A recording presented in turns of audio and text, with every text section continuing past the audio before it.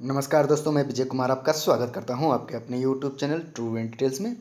तो दोस्तों, इस वीडियो में हमने रेलवे ग्रुप डी परीक्षा, सिपाही भर्ती परीक्षा और एनटीपीसी में पूछे जाने वाले 20 बहुत ही महत्वपूर्ण प्रश्न को कवर किया है दोस्तों, जो कि आने वाले एग्जाम के लिए काफ़ी महत्वपूर्ण साबित हो सकते हैं दोस्तों। तो ध्यान से आप लोग इस वीडियो को देखिएगा और अंत तक देखिएगा। और लास्ट में हमने आपसे एक प्रश्न भी पूछा है जिसका आंसर आपको कमेंट बॉक्स में देना है दोस्तों। दोस्तों, ये कई बार रिपीट हो चुका है, जितने भी सवाल है कई बार रिपीट हो चुका है, हो सकता है आने वाले एग्जाम में भी रिपीट हो। तो चलिए दोस्तों, शुरुआत करते हैं। हमारा आज का पहला प्रश्न है, वायुमंडल की आर्द्रता मापने के वाला यंत्र है। एक हाइग्रोमीटर, दो अमीटर, तीन मैनोमीटर, चार थर्मामीटर। तो इसका आंसर होगा दोस्तों, आप लोगों को पता ही होगा क्योंकि बार बार पूछे जाते हैं और आप जो पढ़ाई करते होंगे उनको तो पता ही होगा। तो इसका आंसर होगा दोस्तों ऑप्शन एक, हाइग्रोमीटर। वायुमंडल की आर्द्रता मापने वाला यंत्र है हाइग्रोमीटर। तो चलिए दूसरे प्रश्न की ओर बढ़ते हैं। हमारा अगला प्रश्न, किस तापमान पर सेंटीग्रेड और फ़ारेनहाइट तापमापियों के मान एक समान होते हैं? एक -30 डिग्री, दो 37 डिग्री, तीन -40 डिग्री सेल्सियस, चार इनमें से कोई नहीं। तो इसका आंसर हो दोस्तों, अगर आप लोग आंसर जानते होंगे तो कमेंट बॉक्स में ज़रूर बताएंगे दोस्तों। तो इसका आंसर होगा दोस्तों ऑप्शन तीन, -40 डिग्री सेल्सियस। तो चलिए आगे की ओर बढ़ते हैं। हमारा अगला प्रश्न है, सूर्य एक डैश है। ऑप्शन एक तारा, ऑप्शन दो ग्रह, ऑप्शन तीन उपग्रह, ऑप्शन चार क्षुद्र ग्रह। तो इसका आंसर होगा दोस्तों ऑप्शन एक, तारा। सूर्य एक तारा है दोस्तों, याद रखिएगा, सूर्य एक तारा है। तो चलिए आगे की ओर बढ़ते हैं। हमारा अगला प्रश्न देख लेते हैं, रेडियम की खोज किसने की? एक न्यूटन, दो आइंस्टाइन, तीन रॉबर्ट पियरे, चार मैडम क्यूरी। तो इसका आंसर होगा दोस्तों ऑप्शन तीन और चार दोनों, यानी रॉबर्ट पियरे और मैडम क्यूरी दोनों ने रेडियम की खोज की थी दोस्तों, याद रखिएगा। इनके लिए इनको नोबेल पुरस्कार भी मिला था। तो चलिए आगे की ओर बढ़ते हैं।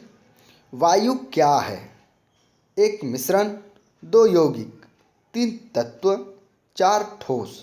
आप लोग सभी जानते होंगे, उम्मीद है आप लोगों ने आंसर दे दिया होगा। तो इसका आंसर होगा दोस्तों ऑप्शन एक, मिश्रण। वायु एक मिश्रण है दोस्तों, याद रखिएगा। तो चलिए आगे की ओर बढ़ते हैं। जर्मन सिल्वर किसका मिश्रण है? एक तांबा और जस्ता, दो चांदी और लोहा, तीन तांबा और जस्ता और निकेल, चार कोई नहीं। तो इसका आंसर होगा दोस्तों ऑप्शन तीन, तांबा जस्ता और निकेल। जर्मन सिल्वर तांबा जस्ता और निकेल का मिश्रण है दोस्तों, याद रखिएगा। इसमें सिल्वर नाम तो है, लेकिन इसमें सिल्वर नाम का कोई सिल्वर कुछ होता नहीं है इसमें। तो चलिए आगे की ओर बढ़ते हैं। मानव शरीर की सबसे बड़ी ग्रंथि है। एक थायराइड ग्रंथि, दो वृक्क, तीन यकृत ग्रंथि, चार पीयूष ग्रंथि। तो इसका आंसर होगा दोस्तों ऑप्शन तीन, यकृत ग्रंथि। मानव शरीर की सबसे बड़ी ग्रंथि यकृत है दोस्तों, याद रखिएगा। सबसे छोटी पीयूष। तो चलिए आगे की ओर बढ़ते हैं। हमारा अगला प्रश्न है, आँख के किस भाग के नष्ट होने पर आँखों की रोशनी समाप्त हो जाती है? एक आइरिस, दो कार्निया, तीन रेटिना, चार तीनों। तो इसका आंसर होगा दोस्तों ऑप्शन दो, कार्निया। आँख के कार्निया को नष्ट होने पर आँखों की रोशनी समाप्त हो जाती है दोस्तों, याद रखिएगा। बहुत ही महत्वपूर्ण प्रश्न है, जितने भी करवा रहा हूँ, क्योंकि ये सिपाही भर्ती परीक्षा, रेलवे ग्रुप डी परीक्षा और एनटीपीसी से संबंधित है दोस्तों। ये बार बार पूछे जा चुके हैं, कई बार पूछे जा चुके हैं। तो नोट डाउन करते चल जाइएगा हो सके तो, नहीं तो चलिए आगे कर बढ़ते हैं। अगला प्रश्न है, मानव शरीर की सबसे लंबी हड्डी कौन सी है? वाह, सबसे आसान सवाल और सबसे अच्छा सवाल। एक स्टेपिस, दो फीमर, तीन टिबिया, चार कोई नहीं। तो इसका आंसर होगा दोस्तों ऑप्शन दो, फीमर। आप लोग सभी जानते होंगे मानव शरीर की सबसे लंबी हड्डी फीमर है दोस्तों, जो कि जांग में होती है। और टिबिया नामक हड्डी जांग के नीचे जो टांग होती है दोस्तों, उसमें पाई जाती है। और स्टेपिस सबसे छोटी हड्डी होती है दोस्तों, याद रखिएगा। तो चलिए आगे की ओर बढ़ते हैं। हमारा अगला प्रश्न देख लेते हैं, मानव शरीर में रक्त कहाँ शुद्ध होता है?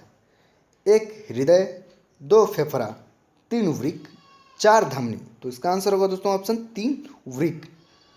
वृक्क में रक्त शुद्ध होता है दोस्तों, याद रखिएगा। चलिए 11वां प्रश्न, संकल्प किस संधि का उदाहरण है? ये हिंदी व्याकरण का क्वेश्चन है दोस्तों। एक व्यंजन संधि, दो स्वर संधि, तीन विसर्ग संधि, चार तीनों। तो इसका आंसर होगा दोस्तों ऑप्शन एक, व्यंजन संधि। संकल्प व्यंजन संधि का उदाहरण है दोस्तों, याद रखिएगा। तो चलिए आगे की ओर बढ़ते हैं। हमारा अगला प्रश्न, कंप्यूटर भाषा कोबोल किसके लिए उपयोगी है? एक वैज्ञानिक कार्य, दो ग्राफिक्स कार्य, तीन व्यावसायिक कार्य, चार कोई नहीं। तो इसका आंसर होगा दोस्तों ऑप्शन तीन, व्यावसायिक कार्य। कंप्यूटर भाषा कोबोल जो होता है दोस्तों व्यावसायिक कार्य के लिए प्रयोग किया जाता है दोस्तों, याद रखिएगा। कंप्यूटर से संबंधित ये बहुत बार प्रश्न पूछा जा चुका है किसी भी कॉम्पिटिटिव एग्जाम में। तो चलिए दोस्तों आगे की ओर बढ़ते हैं। स्वतंत्र भारत के पहले भारतीय गवर्नर जनरल कौन थे?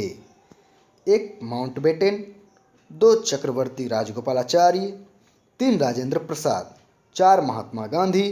तो इसका आंसर होगा दोस्तों ऑप्शन दो, चक्रवर्ती राजगोपालाचार्य। महात्मा गांधी हमारे राष्ट्रपिता हैं। राजेंद्र प्रसाद प्रथम राष्ट्रपति थे भारत के और संविधान सभा के अस्थाई अध्यक्ष थे दोस्तों।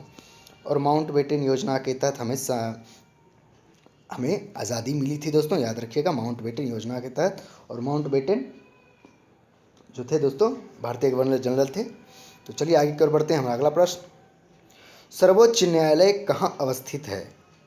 एक नई दिल्ली, दो मद्रास, तीन कोलकाता, चार पटना। तो इसका आंसर होगा दोस्तों ऑप्शन एक, नई दिल्ली में अवस्थित है सर्वोच्च न्यायालय, यानी सुप्रीम कोर्ट जो है नई दिल्ली में अवस्थित है दोस्तों, याद रखिएगा। तो चलिए आगे की ओर बढ़ते हैं। भारत में किस राज्य की सबसे लंबी तट रेखा है? एक महाराष्ट्र, दो केरल, तीन गुजरात, चार तमिलनाडु। तो इसका आंसर होगा दोस्तों ऑप्शन तीन, गुजरात। गुजरात की तट रेखा जो है दोस्तों वो भारत में जितने भी राज्य हैं, मतलब 8-9 राज्य हैं जो कि समुद्र किनारे लगे हुए हैं, उनमें से सबसे लंबी तट रेखा गुजरात की है दोस्तों, याद रखिएगा। महाराष्ट्र भी समुद्र के किनारे है, केरल भी समुद्र के किनारे है, गुजरात भी है और तमिलनाडु भी। तो चलिए आगे की ओर बढ़ते हैं। हमारा अगला प्रश्न, किस राज्य को भारतवर्ष का चीनी का कटोरा कहा जाता है दोस्तों? ऑप्शन एक उड़ीसा, ऑप्शन दो बिहार, ऑप्शन तीन पंजाब, ऑप्शन चार उत्तर प्रदेश। आप लोगों को पता हो तो कमेंट बॉक्स में जरूर आंसर दीजिए दोस्तों। तो इसका आंसर होगा दोस्तों ऑप्शन चार, उत्तर प्रदेश को भारतवर्ष का चीनी का कटोरा कहा जाता है दोस्तों, याद रखिएगा। तो चलिए आगे की ओर बढ़ते हैं। अमेरिका की खोज किसने की थी? ये तो सभी जानते होंगे, लगभग 99% लोग जानते होंगे कि अमेरिका की खोज किसने की थी। तो कोलंबस ने की थी दोस्तों। फिर भी ऑप्शन देख लेते हैं। मैगेलन, दो हेनरी, तीन कोलंबस। चलिए ऑप्शन में भी है कोलंबस, चार इटली। तो इसका आंसर होगा दोस्तों ऑप्शन तीन, कोलंबस। अमेरिका की खोज कोलंबस ने की थी। तो चलिए आगे की ओर बढ़ते हैं। इटली का तलवार किसे कहा जाता है? एक गैरीवाल्डी, दो मेजिनी, तीन केमूर, चार कोई नहीं। तो इसका आंसर होगा दोस्तों ऑप्शन एक, गैरीवाल्डी। इटली का तलवार गैरीवाल्डी को कहा जाता है दोस्तों, याद रखिएगा। चलिए आगे की ओर बढ़ते हैं। हमारा अगला प्रश्न, अष्टध्यायी के लेखक कौन है? अष्टध्यायी एक पुस्तक है दोस्तों, तो उस पुस्तक के लेखक कौन है आप बताएं ज़रा। तो इस कमेंट फिर भी देख लेते हैं ऑप्शन।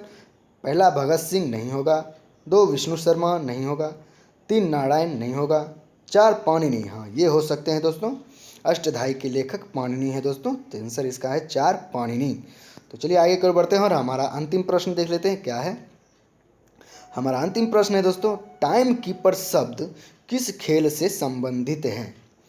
एक क्रिकेट, दो फुटबॉल, तीन कुश्ती, चार बैडमिंटन। तो इसका आंसर होगा दोस्तों ऑप्शन तीन, कुश्ती। टाइम कीपर शब्द जो है दोस्तों कुश्ती से संबंधित है दोस्तों, याद रखिएगा। तो देखते हैं आपके लिए क्या सवाल है। आपके लिए एक सवाल है दोस्तों। प्रश्न है, 2020 में कितने लोगों को पद्म विभूषण के लिए नामित किया गया है? यानी एक करंट अफेयर्स का क्वेश्चन है दोस्तों, इसका जवाब आपको कमेंट बॉक्स में देना है। तो चलिए दोस्तों, अगर मेरा वीडियो पसंद आया हो तो लाइक करें, शेयर करें दोस्तों के साथ, और हो सके तो मेरा चैनल सब्सक्राइब करके बेल आइकन को दबा दीजिए, ताकि जितने भी परीक्षा से रिलेटेड क्वेश्चन बनते हैं वो हम आप तक पहुंचाने का प्रयत्न करते हैं दोस्तों। तो चलिए दोस्तों, आज तक के लिए इतना ही। बहुत बहुत धन्यवाद।